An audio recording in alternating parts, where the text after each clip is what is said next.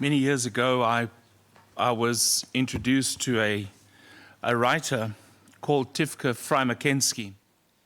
She wrote a fantastic book called The Women of the Bible. And as a Jewish scholar, she recounts the life of so many women. And when one reads about the women she speaks about, you find the story that she speaks to is about Rivka, her mom or family. Then she speaks about Rahab, writes about Deborah and Yael. She also speaks about Potiphar's wife, Delilah, Athaliah. She speaks about many women, good and bad. And in all of these stories that she recounts, one thing becomes abundantly clear, that in the history of humanity, especially in the history of Judaism, the role of a woman is undoubtedly one of the most underemphasized roles in the world. The reason I chose Esther's passage was because she's probably the most profound text of all the Bible. There's some things about the text, and I want to just mention this not as an apology, but as inclusion. If you're here this morning and you don't have biological children, don't feel excluded. Moenie voel omdat jy nie 'n ma van kinders is, dat jy in hierdie les uitgesluit word nie. Inteendeel word jy ingesluit. Omdat in elke rol wat jy volvoer, kan jy 'n ma-figuur wees vir iemand wat aanmoediging nodig het. As ek terugdink, die mense wat die grootste rol in my lewe gevul het, was 'n moeder of selfs mense wat nie hulle eie kinders gehad het nie, wat wel daai liefde uitgestort het op my. And so this morning, we won't be looking at a lesson to tell you what a good mother can be. We're not going to talk about how to define what a mother is. In fact, we're going to be dealing with courage, with resolve, and effort. In fact, one of the things that I want you to read and to hear echoing, that sometimes when we speak about the Lady Esther, we include the lives of Jael, we include the lives of Deborah, of women like Abigail, Naomi, Rahab. And so we include all these women. So as we listen to the story, you will know the stories, but it will echo to you that it is not only synonymous to her, but also to others. At this time, Charlie, I'd like for us to listen and watch an overview quickly of Esther, and I'm going to fill in the gaps, give you 3 thoughts, and then we'll close for this morning.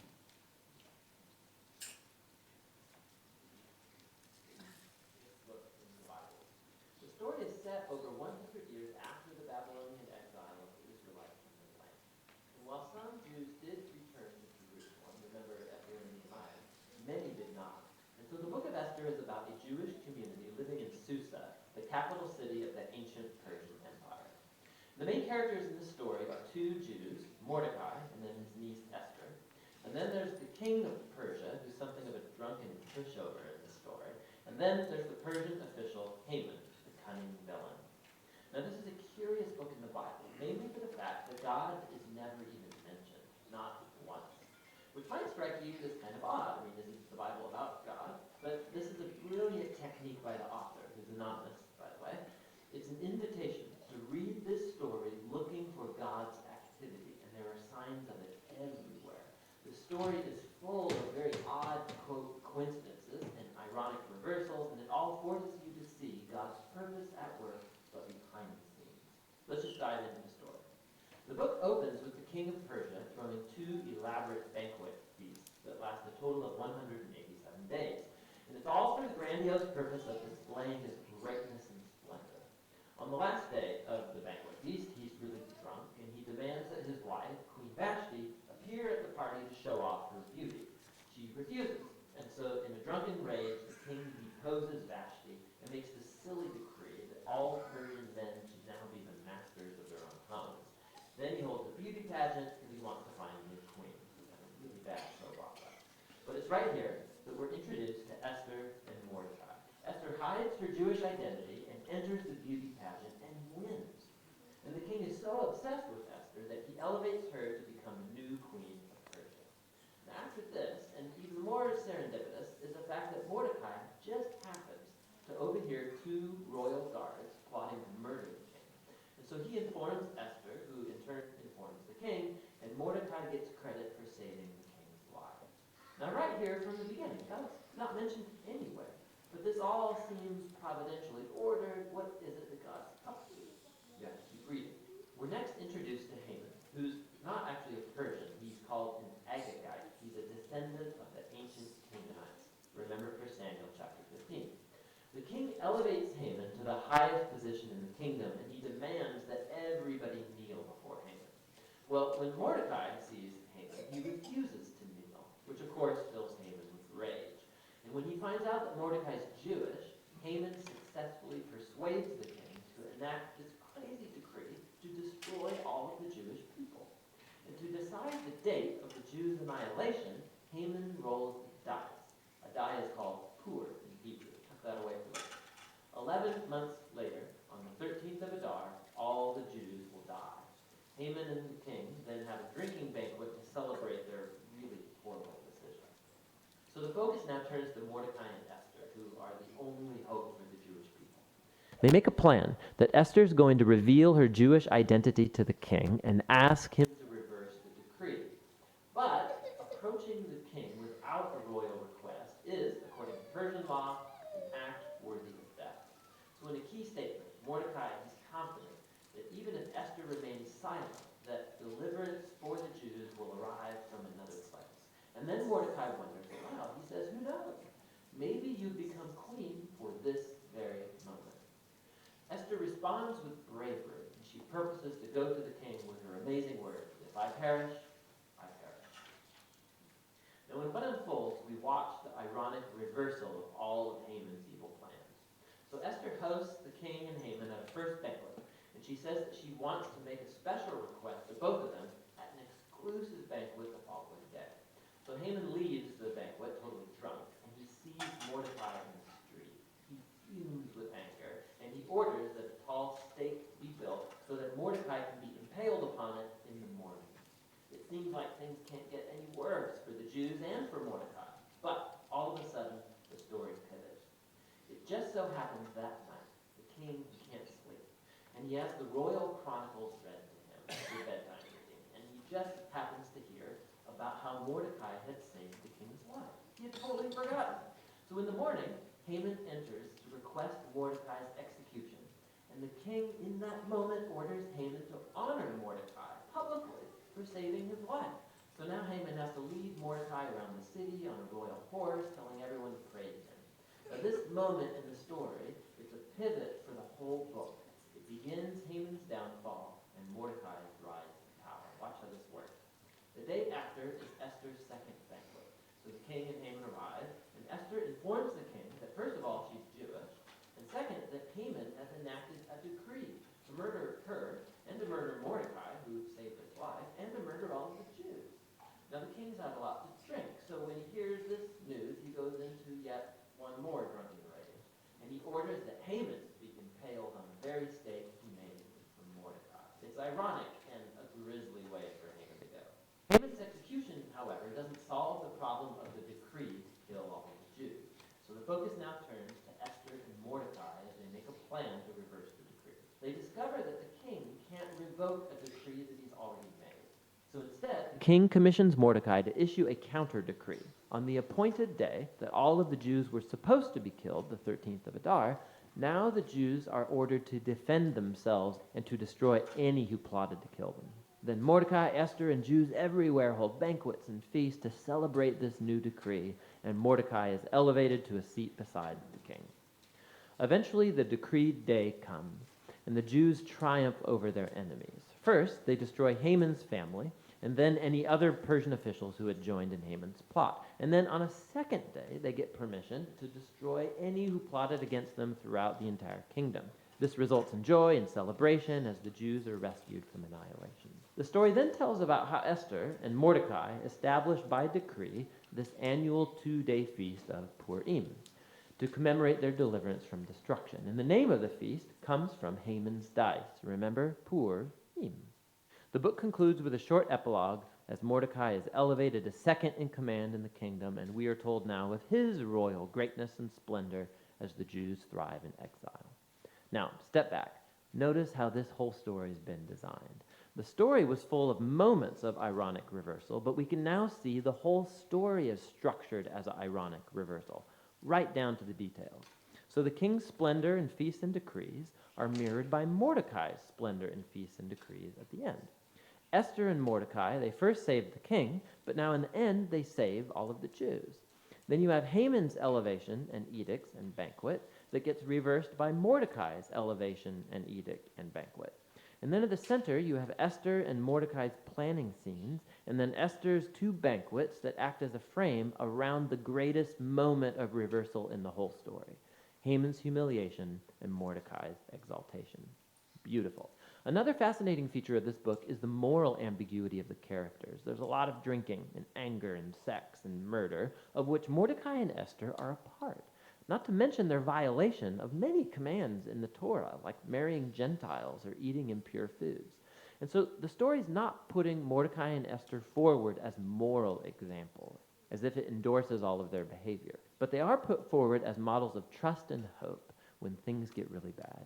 And so the book of Esther comes back to that question with which we begin, why God is not mentioned. The message of this book seems to be that when God seems absent, when his people are in exile, when they're unfaithful to the Torah, does this mean that God is done with Israel? Has God abandoned his promises? And the book of Esther says no. It invites us to see that God can and does work in the real mess and moral ambiguity of human history. And he uses the faithfulness of even morally compromised people to accomplish his purposes. And so the book of Esther asks us to be willing to trust God's providence even when we can't see it working, and to hope that no matter how bad things get, God is committed to redeeming his world. And that's what the book of Esther is all about. I think when you've got the overview of the book of Esther, you start to realize that God works in history. But the question on the table for every woman this morning is, do you in any way see that you've got a role to play? We often find ourselves complaining about how bad the world is or how terrible it is in the way that it's treating women. And all of that is true.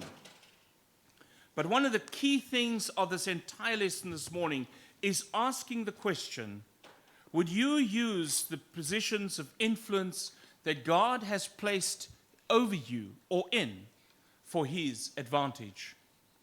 We find a man by the name of Haman, a satanic man. And you will find during history, there is always that one insidious little Satan going around trying to plot and to plan, and really trying to set up God's people because they are never happy with God's success. We find that Mordecai providentially finds out about his plan, and his plan unravels. What we do find eventually, and this is the pivotal moment which I want to touch on this morning, is that a question that Mordecai asks Esther is a question that every woman must ask this morning.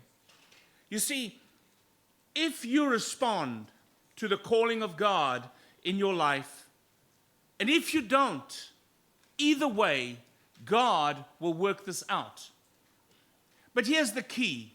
If you don't for a moment think that because of your prominent position, that it'll hold you or protect you from the destruction of evil.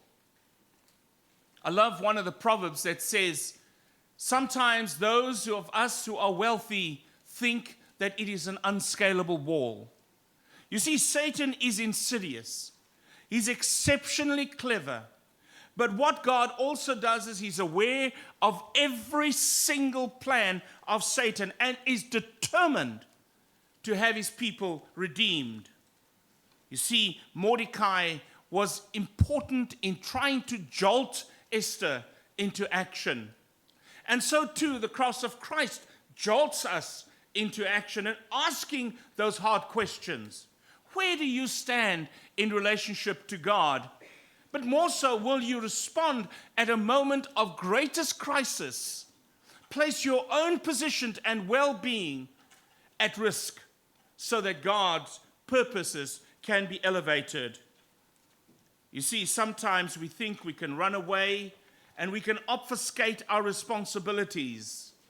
But then Esther comes to the realization that at the end of the day, it's not about who I am within the context of those who are privileged, but that I am a child of God, and that identity must be made known, which she does. We find that in the case of women like Abigail. We find those wonderful, morally compromised women like Rahab that God can use in his story. Esther had a few things going for her. She was beautiful, she was stunning, and then she became the king's wife. Let me ask you a question this morning. What is there that you need to respond to today? What is there that you see that you can bring to the table? I'm going to close just with 3 brief points. Maybe this morning you ask the question, this is a very invidious position that I'm in, but I want to say to you, the first point is God wants you and has you just where he wants you to be.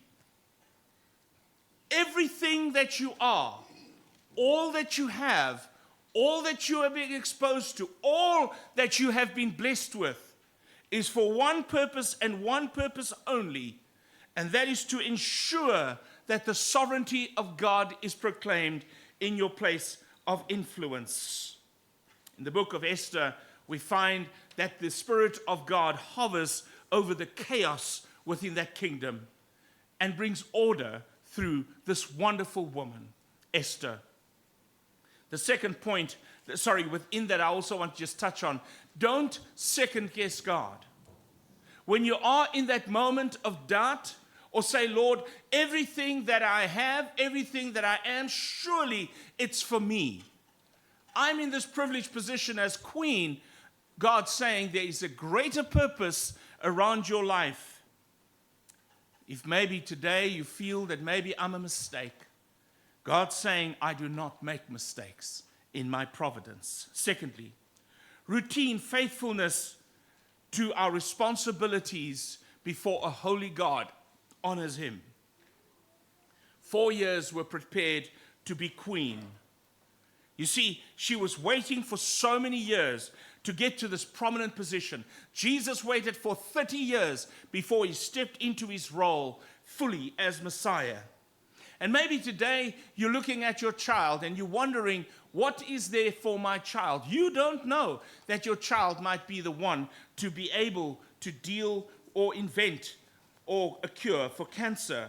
You don't know what God has for your children, but it's because of the words that you utter to your child, speaking about the possibilities and endless possibilities that exist within God and his providential provision for them at that time, that nothing is beyond the realm of possibility for God, that helps them understand. It's because of that that I've responded in my obedience to God. The third one, honor God in those once-in-a-lifetime moments.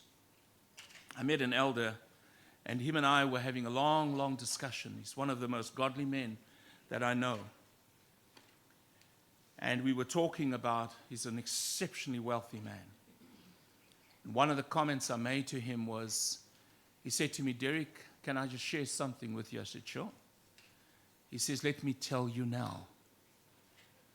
My dad became a Christian only at the age of 60 years old.